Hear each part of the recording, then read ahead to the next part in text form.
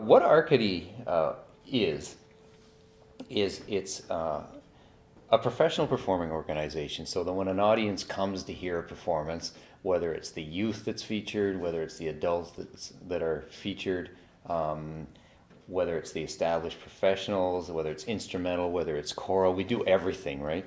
So that they're expecting a certain quality of performance. And they're not really to make any allowances for the fact that some of the people may be up and coming performers and some of them are already established. They just want a really, really good, entertaining show that's worth the price of admission that they paid. And there are a lot of people competing for that entertainment dollar. And I think that they want to make sure that we want to make sure that we keep that same standard, that every time somebody appears under the name of Arcady, that it's going to be absolutely the best thing that you could hear, and on a level with the best of its kind anywhere available in Canada, internationally.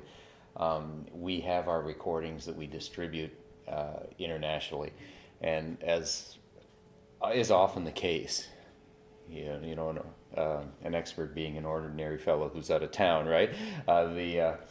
The distribution is greater in Europe and places farther away than it is necessarily locally or even nationally. It becomes this great Canadian ensemble, but we frequently draw better when we go outside of Brantford, because people here, they realize, well, we can catch them anytime. They're very close by, and I understand that. But the structure of Arcady is that there are several levels. It's a system of mentorship whereby we have the professionals, people who are absolutely established in the Canadian music field, and they're amongst the best. They're sort of at the top, and the next in the hierarchy would be the people who are aspiring to reach that level, people who are young professionals that are recent graduates from university programs in performance, and that really are looking for that career. And often that means going to another country and getting more training and doing more artist programs and postgraduate programs and applying for grants, and it delays the process of actually getting up there and performing in public. It delays it sometimes much longer than you want it to be delayed.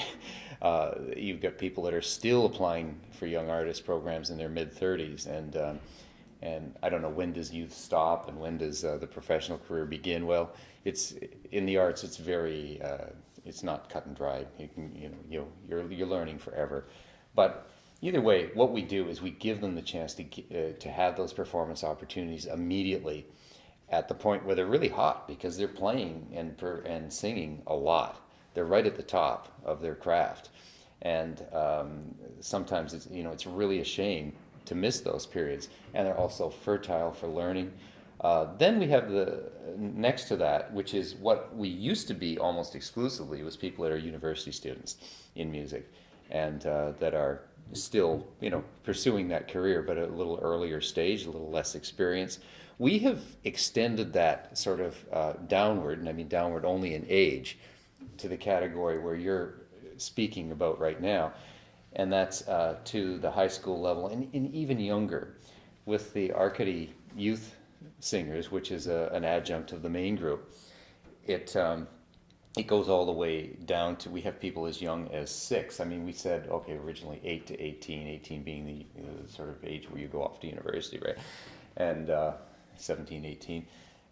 But then, somebody will come along and say, well, I've got this young person that, well, bring them along. They absorb just by being there. And, I don't really look at people as, for what they are right at this present moment in time. You have to look at the whole picture, past, present, future, all as one. And, for instance, if I see a young person that is just getting started and really has that eagerness, and they've got that spark, they got that look in their eye, that look that they really want to do this. I'll see one of my experienced performers like a Sean Oakes or Heather Fleming, or people that have sort of grown up, gotten their education through Arcady in this area, and have gone on to really spectacular careers, and have become leaders and running their own arts organizations. I see that in the young people because I sort of remember when they were at that learning stage too. I never look at for instance, a kid as a kid or a high school person as a high school person. To me, they're all the same. I teach them the same way. The jokes might be a bit cornier for the young people because they haven't heard them before, so they're going to laugh.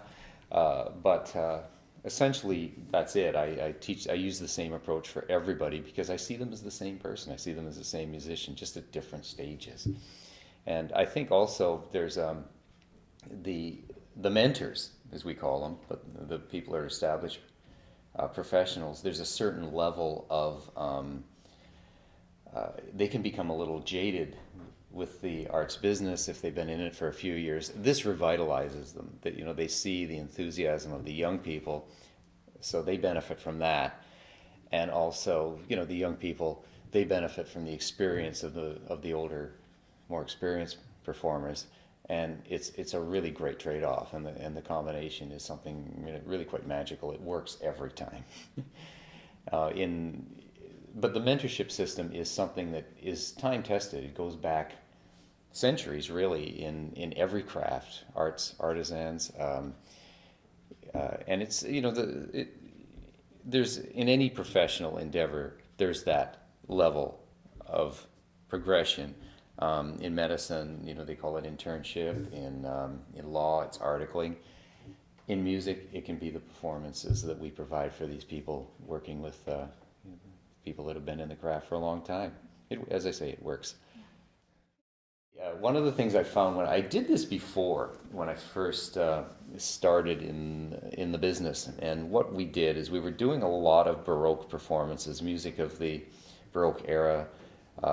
And at that time, the voice type that was prevalent was not necessarily the developed voice type that we hear today, that we associate with maybe 19th century opera and 20th century opera, and which is a much bigger voice. A lot of that voice has developed because of the large concert halls that we have in our world today, and they're acoustically not as great as, for instance, the buildings of the past, and which were smaller and more vibrant, where you could just walk in and whisper and it would just explode into the room. We've sort of lost that. But anyway, a simple thing like architecture really has influenced music. I found that the voice type for that kind of music, I could find it better because we were into historical practice, right? We were bringing out the instruments from the period.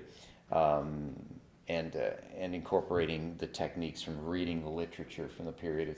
Some of it is up there on the board of some of the lecture concerts or lecture rehearsals that I do with the people. We give them the history behind the voice technique that we're telling them. But the voices I found that met those standards were generally people in their teens before they'd had a lot of training. So it wasn't just an opportunity for youth. They were giving me the sound that I think the composers of that time would have wanted. You look at one of the earliest English operas, which we did, and we'll probably do again. It's called Dido and Aeneas by Henry Purcell. Sean was in that. Sean Oakes was one of the characters when he was, I think, 14. I think it was the first thing he did with us. And you ask him, he'll say, "I was a shrub," which he was. He was a shrub, but he was a singing shrub, right? He's had to sing the tenor part along through that. And we used high school people to do the performance, and it gave me the sound I wanted. I realized that this group should stay together. We kept them together, and that group became the foundation of what was Arcady, what sort of we molded into Arcady. And those people are older now, but they're still the foundation of Arcady.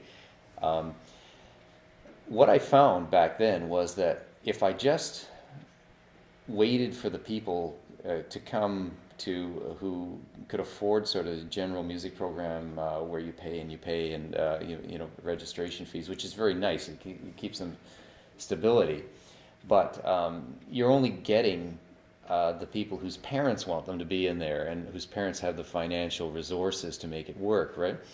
I wasn't getting the people who were necessarily the most talented.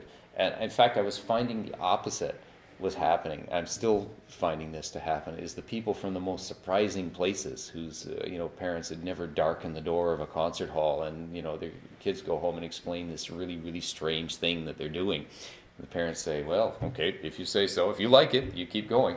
The only way that'll work is is if you don't charge. So you've got to go to other sources in the community, which is what we've done, and granting Trillium has been wonderful, and some of the local businesses here have been wonderful and generous, and the city itself, the city of Brantford, has been extremely helpful to really say we need you to help us with this so that we can include everyone, so it doesn't just become an elitist sort of program that where you've got the people who can afford it. Because often, those young people that are in those programs are also given every other opportunity. So their week is divided with about 10 different activities. But with the musical ones, no, this is it. This is their thing. And they put their whole heart and soul into it. And they're performing all the time. They're performing every day, and they love it. And they become really great. And even though maybe at the time they're not cognizant of what it is, they're not able to put it in perspective. They haven't had the body of experience to put it in perspective. But when they do, later they realize, whoa, I was in the right place at the right time there. What does it feel like for you to see a show that you composed and directed and worked on for so long?